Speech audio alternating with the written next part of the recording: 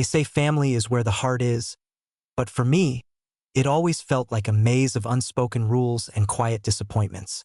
I grew up in a house that looked warm from the outside, a modest two-story home tucked into the corner of a quiet street, with flower beds that bloomed in spring and a wooden swing in the backyard that creaked gently in the wind.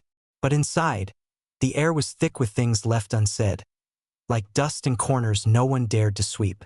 I was the eldest of 3 children, and for as long as I could remember, I felt the weight of invisible expectations. My parents were not cruel. They never raised their voices or hands, but they believed in duty more than love, in discipline more than understanding. My father worked long hours at the bank, coming home only to bury himself in the newspaper or silently sip tea while staring into the distance.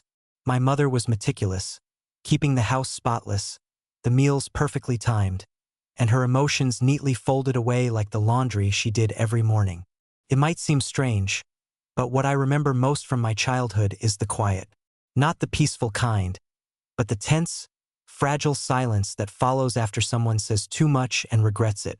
We didn't argue, not because we agreed on everything, but because conflict was treated like a sin. So we walked around each other like glass figurines, trying not to crack. As I got older, I started to see how different we were from the families of my friends. I would visit their homes and hear laughter echoing from the kitchen, see parents hugging their children with no reason other than love. Confused me at first, then made me angry. Why couldn't we be like that? Why did love in our house feel more like performance than connection? Still, I tried to be the perfect daughter. I studied hard, cleaned my room, helped my siblings, and never asked for much. I thought if I did everything right, maybe they would notice. Maybe they would soften. But the truth is, when you grow up trying to earn love that should have been freely given, it leaves a crack in your soul that nothing else quite fills. The real shift began when I turned 16. That was the year my grandmother moved in with us. She had been diagnosed with early-stage dementia, and my parents decided she could no longer live alone. They brought her into our home like an antique piece of furniture, valuable, fragile, and inconvenient. I didn't know her well. She had always lived in the countryside, visiting us only during holidays. When she moved in, I expected her to blend into our quiet rhythm, but she didn't. She disrupted it. She asked questions, laughed too loudly, sometimes cried for no reason. She told stories that didn't always make sense, but something about the way she spoke, with wide eyes and trembling hands, made me lean in closer. She began talking to me in the afternoons when I came back from school. I would sit with her in the sunroom while she sipped lukewarm tea and told me about the village where she grew up, about a boy she once loved and never married, about wars and weddings, losses and little miracles. At first, I only listened out of politeness, but slowly, her stories began to carve a space in my heart. She told me once that silence is a kind of prison, and I remember how those words echoed through me. I think she knew, perhaps better than anyone, what silence could do to a person. She had lived through enough to recognize the way we all tiptoed around emotion in that house. She saw through our calm surface and found the sadness we thought we'd hidden well. And maybe that's why I started writing. At night, after everyone had gone to bed, I would take out a small notebook and scribble down fragments of my day.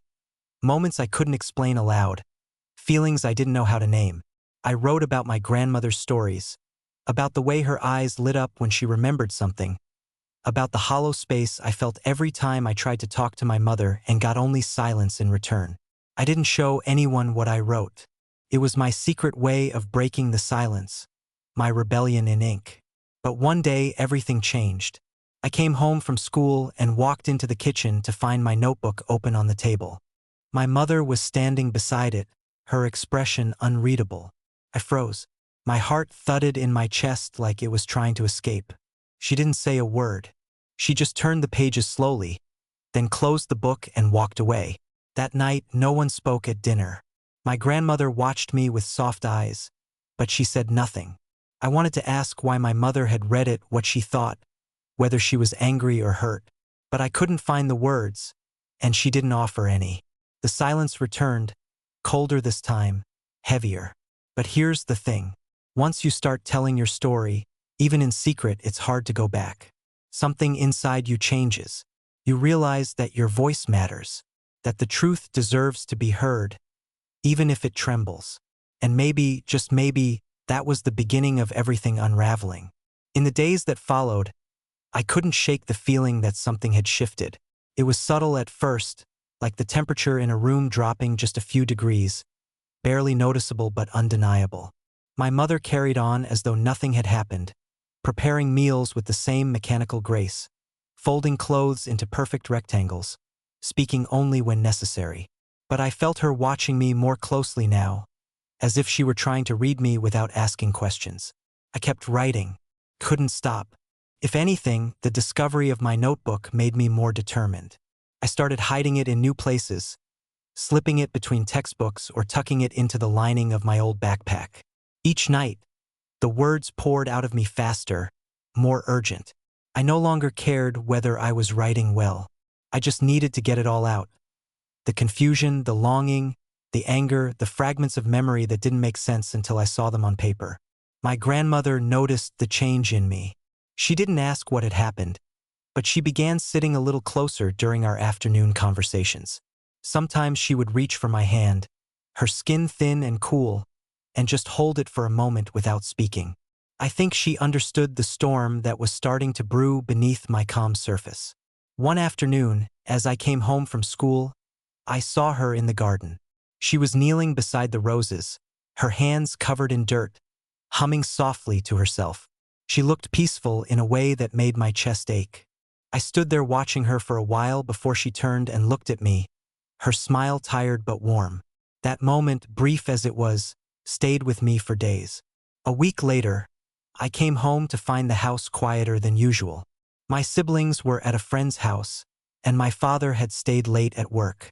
I found my mother in the kitchen, staring at the stove as though it had asked her a question she couldn't answer. I opened the fridge and reached for a bottle of water, trying to act like everything was normal. Then she spoke. Not a question or a statement, just my name softly, almost like a sigh. I turned toward her, and for the first time in a long while our eyes met. There was something different in her gaze.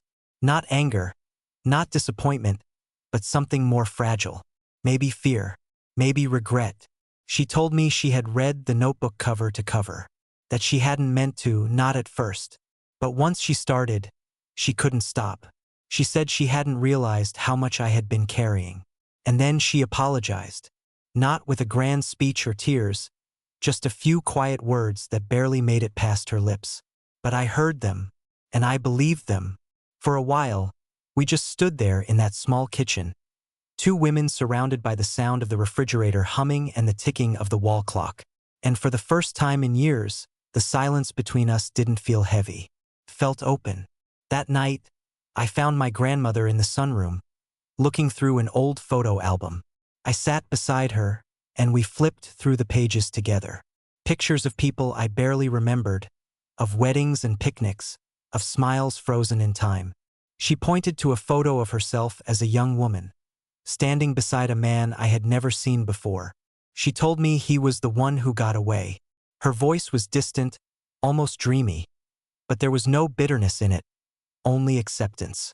She looked at me then and said something I'll never forget, that life is full of unsaid things, but if you wait too long, they become anchors. Heavy and rusted, they keep you from moving forward. Her words settled into me like stones in a riverbed, solid and undeniable.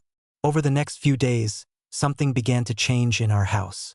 Not suddenly, not dramatically, but quietly. My mother started asking me how school was and actually waited for my answer. My father, though still distant, lingered a little longer at dinner. Even my siblings, young as they were, seemed to notice the shift. There was more laughter, more questions, fewer closed doors. But just as things began to soften, the storm I had been sensing arrived. It didn't knock, came like a shadow, creeping in through the cracks. My grandmother's condition worsened. First, it was little things, forgetting where she left her glasses, calling my brother by my father's name. We laughed it off, told her it was nothing. But deep down, we knew. One morning, she didn't recognize me. I greeted her like always, but her eyes were blank, unsure. I smiled and tried not to let the tears come. Later that day, I found my mother in the hallway, leaning against the wall with her hands covering her face. I had never seen her cry before.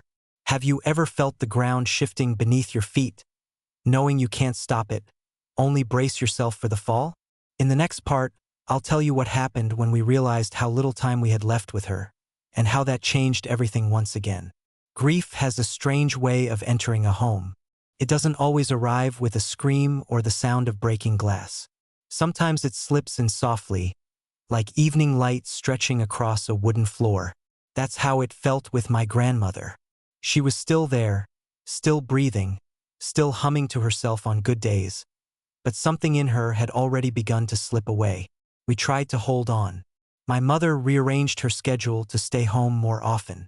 I started coming straight back from school, skipping clubs and study groups. Even my father seemed to linger in her room longer than necessary, adjusting her pillows or sitting quietly by her bed. We all clung to what was left of her, hoping that our presence might slow the inevitable unraveling. But dementia is a thief that doesn't stop to ask permission. Some days she was lucid, telling me stories from her youth with such vivid detail that I would forget she was sick at all. Other days, she stared at the walls, whispering names I didn't recognize. Once, she mistook me for her sister and cried when I told her otherwise. I learned not to correct her. It didn't matter who I was in that moment, only that I was there. There was a tenderness that grew between us during those weeks, something deeper than words. She would reach for my hand without looking, and I would give it willingly, anchoring her to the present for as long as I could. I wrote more than ever during that time, filling pages with thoughts I couldn't say aloud.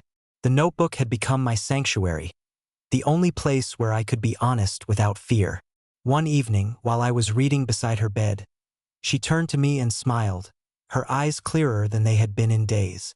She told me she had always known I would be the one to carry the stories, that some people are born with quiet hearts and loud souls, and it was my task to make sure the quiet didn't swallow the important things.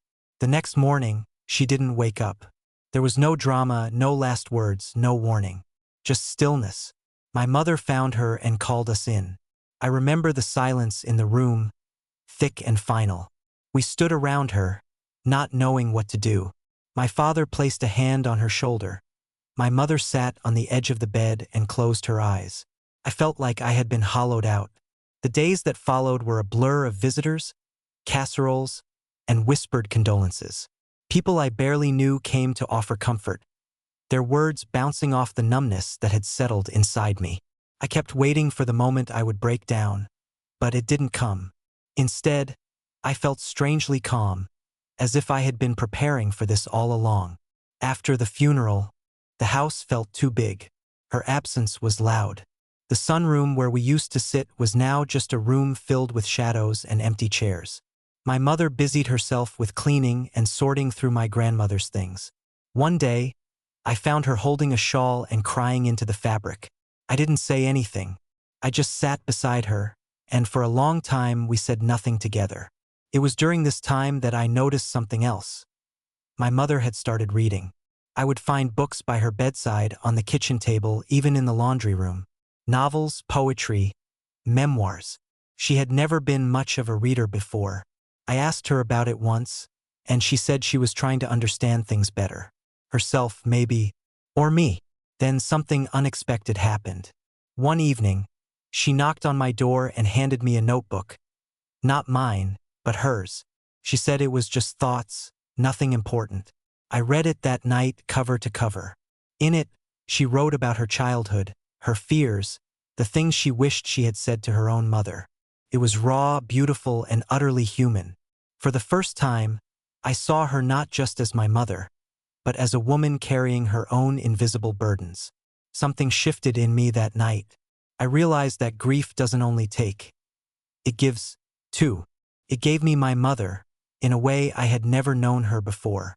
It gave me the courage to share my own words, not just with paper, but with people. That spring, I submitted one of my writings to a local teen magazine. It was a story about a girl who listened to her grandmother's tales and learned to find her own voice. It wasn't a masterpiece, but it was mine. When they published it, I showed it to my mother and she cried.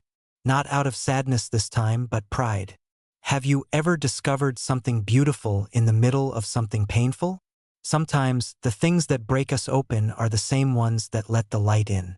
In the next part, I'll tell you how the story started to spread beyond our home, and how sharing it brought both unexpected joy and an old wound I wasn't ready to face. The article I had written made its way into more hands than I ever imagined.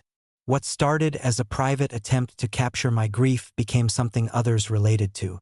I received messages from people I didn't know, classmates, neighbors, even teachers, who said the story reminded them of their own grandmothers, their own silent struggles, their own longing for connection. At school, a few of my teachers asked if I would consider submitting more pieces. There was something humbling about realizing my words had weight, that they could move people in ways I hadn't expected. But with that realization also came a strange unease. When you share something personal, you never know what might come back to you. One afternoon, while walking home, I saw a letter sticking out of the mailbox. It didn't have a return address, only my name written in careful handwriting.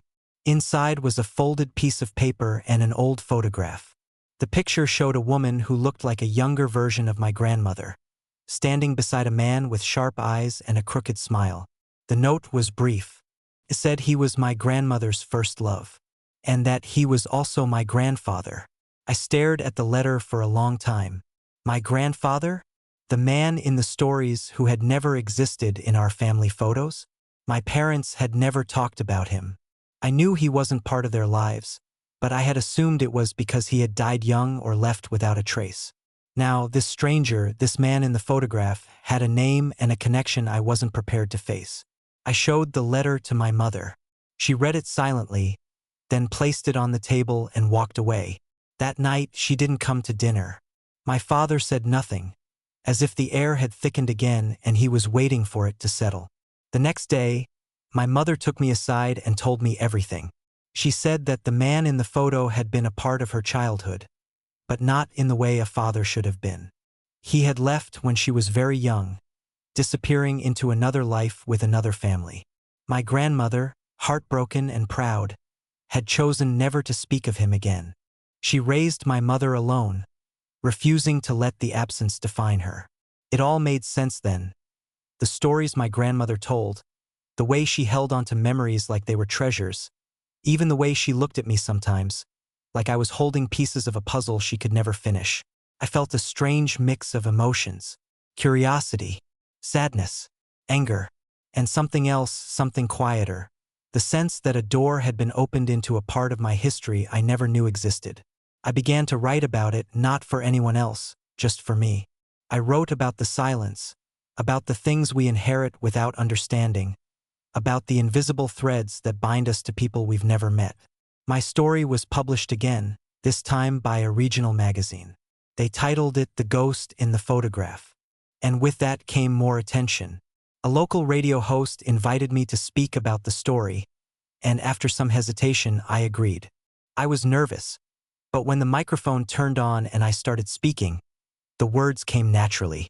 I talked about my grandmother, about love and loss, about the things we carry and the ones we let go. After the segment aired, something unexpected happened. Another letter arrived.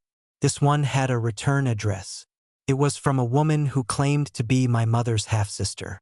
She wrote that she had listened to the interview and recognized the story, that her father had told her bits and pieces over the years, but she never knew the full truth. She wanted to meet, not to make demands or disrupt our lives, but to understand where she came from and maybe to offer something back. I didn't know how to respond. My mother was silent when I told her. Then she surprised me. She said she would meet her, not for closure, not for forgiveness, but because she didn't want to keep repeating the silence that had defined so much of our family. So we arranged it. A small cafe in the city, neutral ground. When we arrived, the woman was already there, holding a cup of tea between trembling hands. She looked like my mother in subtle ways, the curve of her jaw, the way she tilted her head when listening. They talked for hours. I mostly watched, amazed by the quiet grace of two strangers finding their way through years of unspoken history. On the way home, my mother was quiet, Then she said she didn't know what the future would hold, but for the first time, she felt like she had let go of something heavy. Have you ever found yourself staring into the face of a stranger and seeing pieces of yourself reflected back? What would you do if the past reached out its hand and asked to sit beside you? In the next part, I'll tell you how this unexpected reunion reshaped our family, and how healing can sometimes come from the most unexpected places. After that first meeting in the cafe, the woman who claimed to be my mother's half-sister became more than just a name in a letter. Her name was Lillian, and though our lives had run in completely different directions, there was something strangely familiar about her presence. She didn't force herself into our world. She visited occasionally, always polite, always gentle, as if she knew how fragile everything still was. At first, my mother kept her distance. She listened more than she spoke, nodding at stories about their shared father without showing much emotion. But I could see the shift, slow and almost invisible, like ice melting from a window pane. They started exchanging emails, then the occasional phone call. My mother began to ask questions. Where did he live after he left? Did he talk about them? What did he say? Some of the answers were hard. Lillian told her that their father, my grandfather, had never fully explained why he left. That he spoke of regret but not much else. That he kept photographs, including one of my mother as a child. That he had died a few years before. Hearing that made something inside me ache. Not because I missed him, I had never known him, but because I realized how many chances had been lost before they could ever begin. Still, there was comfort in knowing he had remembered us in his own broken way. In a life filled with silence, even a faint echo felt like something. During this time, I noticed another change in our home. My mother became softer.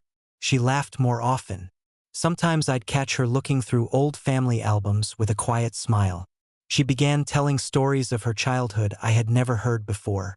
Not the filtered versions she used to offer, but the real ones, full of uncertainty, pain, and moments of strange joy. She told me about the time her mother carried her through a flooded street, shoes in one hand and child in the other. About sneaking into movie theaters with a friend because they couldn't afford tickets. About the nights she cried herself to sleep after her father left. She had carried those memories alone for so long. Now she was letting them breathe. I kept writing too. Not just about grief, but about family. About the way people try and fail and try again.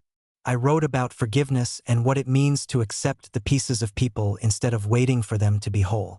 My writing began to attract more attention. I was invited to join a young author's workshop in the city. It was the first time I had ever read my work aloud to strangers.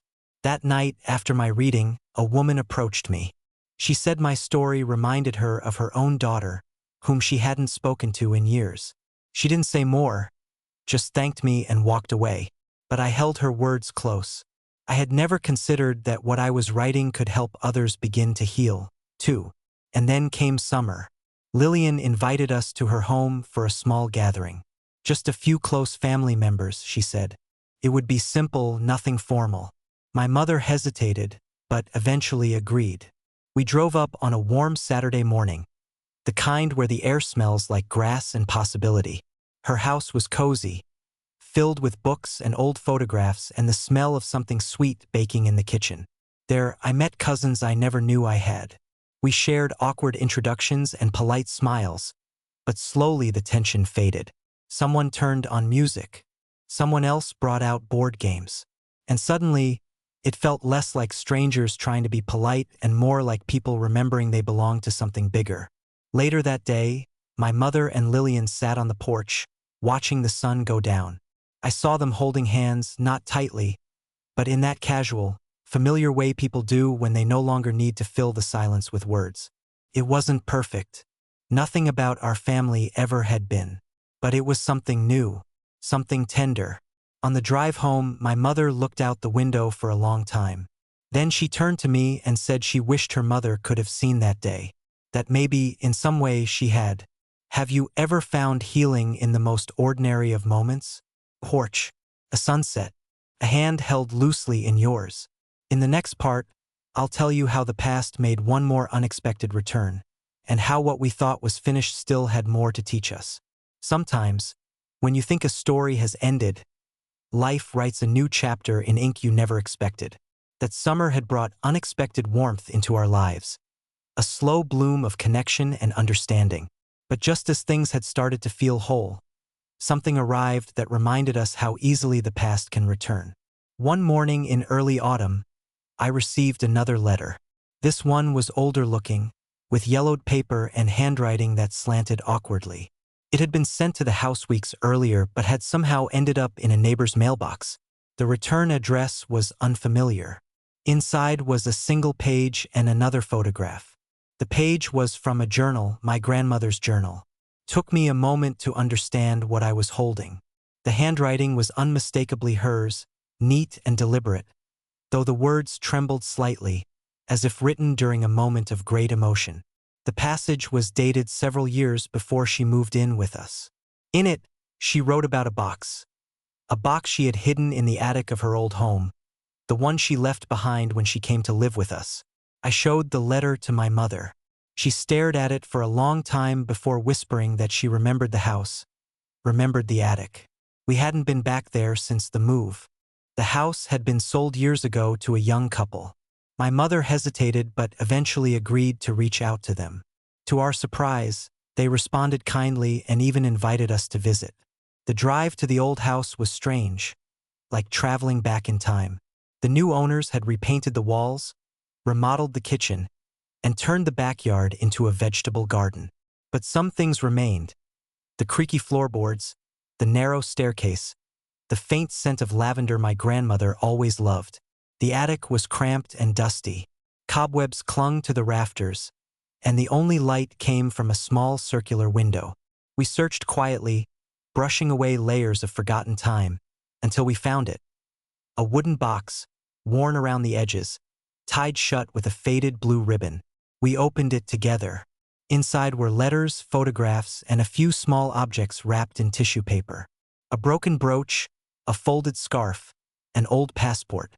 There were also pages torn from her journals, entries about her childhood, her dreams, her heartbreak. But one letter stood out. It was addressed to my mother, never delivered. The letter was long. In it, my grandmother apologized, not for what she had done, but for what she had never said. She wrote about the pain of raising a child alone, about the weight of silence, about the things she had locked away because they hurt too much to speak aloud. She said she had watched my mother grow strong, but distant, and wished she had known how to reach her better. My mother read the letter in silence. When she finished, she pressed it to her chest and closed her eyes. I didn't speak. I didn't need to. Some moments are too sacred for words. We took the box home with us. That evening, we sat in the living room, going through its contents slowly.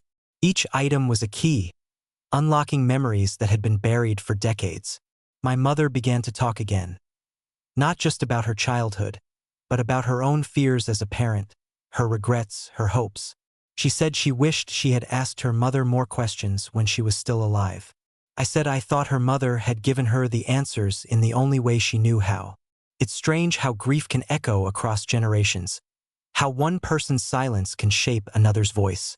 But that autumn, something shifted. My mother and I no longer carried the past like a weight. We carried it like a story, one that we now understood was still being written. I wrote again, this time not about loss, but about legacy. About the way love can be quiet and still change everything. About the boxes we hide, and the ones we open, and the truth we find inside. Have you ever discovered something left behind for you? Not in words, but in silence? What would you do if a forgotten box suddenly gave you a voice you never knew you needed? In the next part, I'll share how that discovery influenced the choices I made about my own future, and how the echoes of one woman's life became a compass for my own. The weeks after we found my grandmother's box were quieter, but not in the heavy, stifled way silence used to feel. This was a softer kind of quiet, the kind that comes when two people finally understand each other in a way they never thought possible. My mother and I started spending more time together, not out of obligation but out of choice. We shared morning coffee in the kitchen, sometimes without saying much, but always with a sense of peace that hadn't been there before. I found myself thinking often about my grandmother. about her life, the choices she had made, the strength it must have taken to keep going through heartbreak and loneliness. I saw her not just as a figure in my story, but as a woman who had shaped it from the very beginning. And in doing so, I started to wonder what kind of legacy I wanted to leave behind. I had always assumed I would stay close to home, go to college nearby, maybe take a safe job, something stable and quiet. But something in me had shifted. I no longer wanted to live inside the lines other people had drawn for me. My grandmother had lived most of her life keeping secrets. My mother had lived much of hers carrying them. I didn't want to carry silence anymore. I wanted to speak. So I applied to a university in another city, one known for its writing program. I didn't tell anyone at first, not even my mother. I wanted to see if I had the courage to follow through before I opened that part of myself to the world. When the acceptance letter came, I stared at it for a long time, unsure whether I was ready to let go of the comfort I had just begun to find at home. Eventually, I told her. My mother sat quietly as I explained. She didn't interrupt or offer opinions. When I finished, she simply nodded and said that my grandmother would be proud, that she was proud too, and that it was okay to go as long as I promised not to disappear. Preparing to leave was harder than I expected. Every corner of the house held memories now, the sunroom, the kitchen, even the attic. I packed my notebooks last. They had become more than just collections of words. They were proof of where I had been and how far I had come. I tucked them into a box and labeled it with a single word, voice. On the day I left, Lillian came by to say goodbye. She gave me a small gift, a framed photograph of my grandmother in her younger years, the same one from the box. She said she thought it belonged with me now. I placed it on top of my suitcase, beside my books and favorite sweater. The drive to the city felt surreal. The landscape shifted from fields and sleepy houses to highways and towering buildings. I was stepping into a world I didn't fully understand, guided only by the stories of the women who came before me. University life was loud, full of movement and noise. For the first few weeks, I struggled to find my place. But then something happened. One of my professors read a piece I had submitted for an assignment and asked me to stay after class. She said there was something rare in the way I wrote, something honest. She encouraged me to submit it to a national competition. I almost said no. The voice inside me, the one shaped by years of holding back, whispered that it was too soon, too risky. But then I thought of my grandmother, of the box in the attic, of the words she had never spoken but had left behind anyway. So I submitted it. The piece was called Inheritance. It wasn't just about genetics or family trees. It was about the stories we carry and the silences we choose to break. About the women who came before me and the future I was still shaping. Weeks later, I got the email. I had one. Have you ever made a choice that felt like stepping off a cliff, only to realize you were growing wings as you fell? In the next part, I'll share what happened after that win, and how a single story opened doors I never knew were waiting. Winning that competition did more than add a line to my resume. Cracked something open in me and in the world around me. Suddenly, people were paying attention. I was invited to speak at a youth writing conference, asked to contribute to a published anthology, even interviewed for a local podcast about storytelling and identity. Each opportunity felt surreal, like I was stepping deeper into a version of myself I had only imagined before. But with the attention came vulnerability. Strangers were reading my words, interpreting my pain, my family, my memories. I worried about what my mother would think. I worried about saying too much or the wrong thing. But every time I called home, she reminded me to trust my voice. She said that telling the truth, even when it's uncomfortable, is its own kind of service. I held on to that tightly. In one of my essays, I wrote about the attic box, how memory can be hidden in dusty corners, waiting for the right hands to lift the lid. A professor read it and suggested I adapt it into a live reading for a small theater event.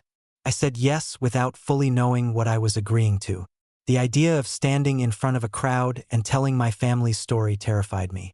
But I also knew that fear had followed my family for generations, and I didn't want to give it any more ground. The night of the event, the stage lights were hot and blinding. I could barely see the audience, which made it easier somehow. I read slowly, letting each word land.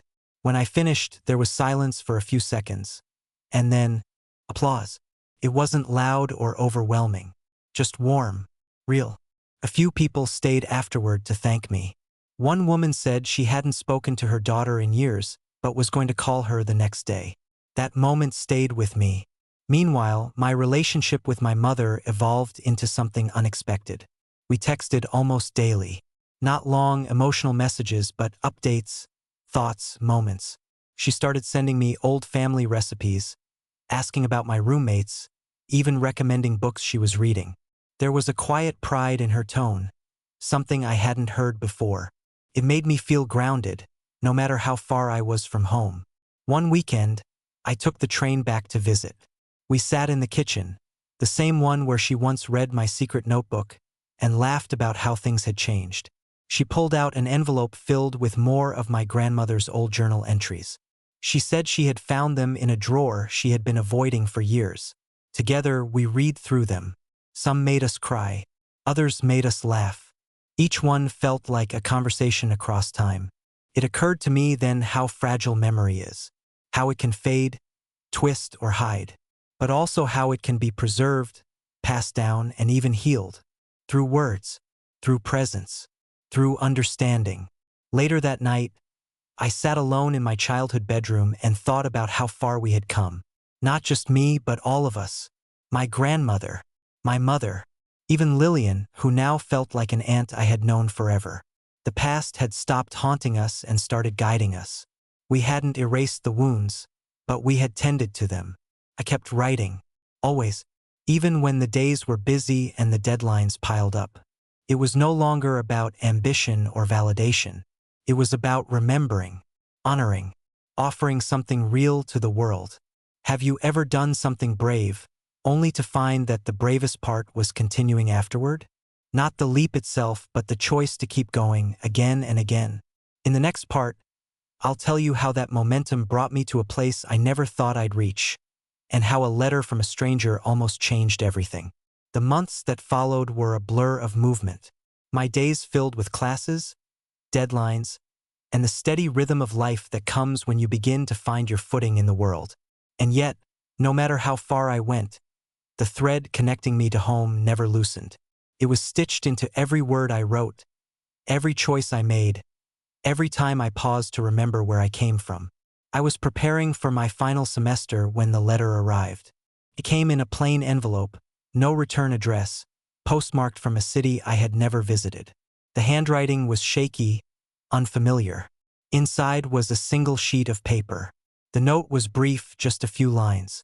The writer claimed to have known my grandmother. He wrote that they had shared something once, long ago, and that she had changed his life in ways no one else ever had. I didn't know what to make of it.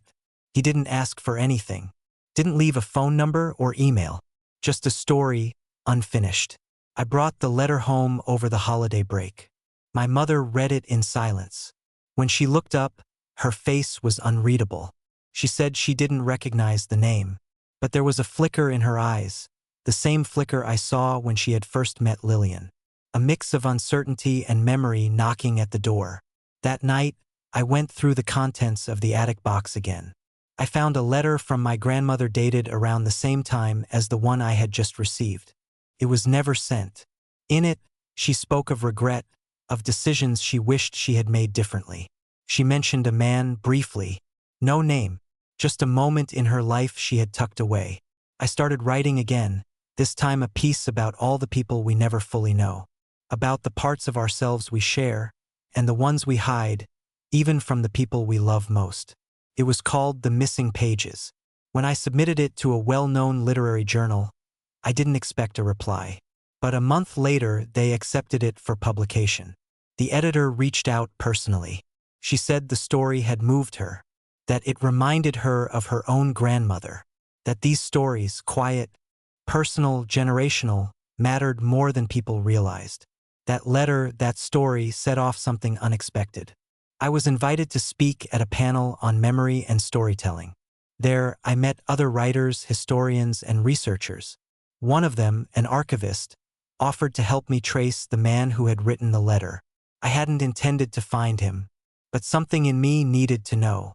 We searched through public records, old newspapers, and genealogy databases. Eventually, we found a man with the same name, now living in a care facility 2 states away. He was elderly, with no listed family. The archivist warned me that visiting might not lead to answers. That memory, like time, can be kind or cruel. Still, I went. He was small, hunched in a wheelchair, his hands trembling slightly as he held a book in his lap. When I introduced myself, his eyes filled with quiet recognition. He said my grandmother's name before I even mentioned it. He told me she had once given him courage when he was at his lowest, that she had believed in him when no one else did. He didn't speak for long, but he gave me something I hadn't expected, a small envelope with a photograph inside. My grandmother, standing in a field, smiling in a way I had never seen before. Behind the photo was a note in her handwriting, a quote from a poem, one I didn't recognize. It read, "Some stories do not end. They echo." On the train ride home, I stared out the window, feeling both full and hollow. That's the thing about memory. Can lift you or unmake you, often at the same time. But what mattered most was this. She had mattered. To him. To us. To me. Have you ever chased a piece of your past, only to find that it was waiting quietly for you to arrive? In the final part, I'll tell you how this story came to rest, and how, even in the end, it offered one more beginning. In the weeks that followed my visit to the care facility, I felt a strange kind of peace settle into me. Not the absence of feeling, but the quiet understanding that some stories aren't meant to be solved, only witnessed, honored, and passed on. I carried that photograph everywhere for a while. My grandmother's smile in that sunlit field became a kind of blessing, a reminder that even through hardship, she had known joy, that she had given joy. I started including the image in my presentations, letting her face be part of the stories I told. Somehow, that felt like the right way to keep her with me. My final semester at university passed quickly. I wrote endlessly, essays, short stories, even the early chapters of a novel I wasn't yet brave enough to finish. I kept thinking about legacy, about what we leave behind when we go, and about how, sometimes, the words we never say still echo through the people who remember us. Before graduation, I was invited to give a closing address. I almost turned it down, but something told me this was a moment meant for more than just reflection. So I said yes. On the day of the ceremony, I stood in front of hundreds of faces, many of them strangers, and spoke not about achievement or success, but about memory. I talked about my grandmother, about a box in an attic, about silence and how breaking it had changed everything. When I finished, the audience stood in quiet applause. It wasn't loud, but it was steady, real. And for the first time, I felt the full circle of it all. I had once been a girl who scribbled secret words into a notebook, afraid they would never be seen. Now, I was a woman who had learned to trust her voice, not because it was perfect, but because it was true. After graduation, I moved into a small apartment not far from the city. I found work editing manuscripts, helping others shape their stories. I started offering workshops on memoir and family history. It wasn't glamorous, but it felt meaningful. Every week, people showed up with shoeboxes of photographs, crumpled letters, and hearts full of memories they weren't sure how to share. And together, we began the work of turning silence into story. One evening, as I was locking up the workshop space, a young woman stayed behind. She handed me a thin notebook and said she hadn't written in years.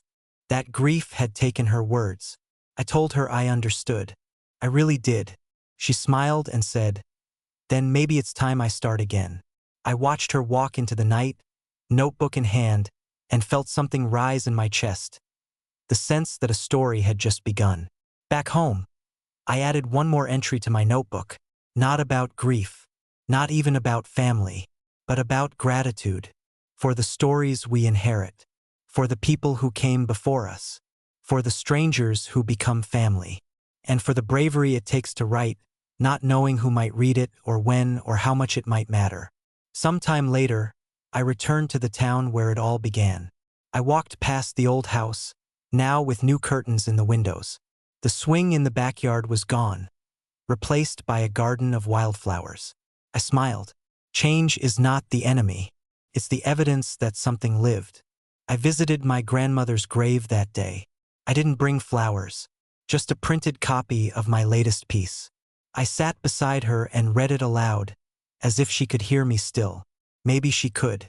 Maybe that's what stories do. They carry the voice across time, across silence, across all the things we never got to say. Have you ever spoken to someone who was no longer there, just to feel like you weren't alone? Because sometimes we aren't. This story ends here, but it doesn't really end. It lives in everyone who's ever longed to understand their roots. It lives in the questions we ask, the truths we uncover, and the courage it takes to remember. If this story touched you in any way, I'd love to hear from you. Your comments matter. Your story matters. This narration was created with the help of artificial intelligence. If you noticed any mistakes, feel free to share them in the comments so we can improve the experience for everyone.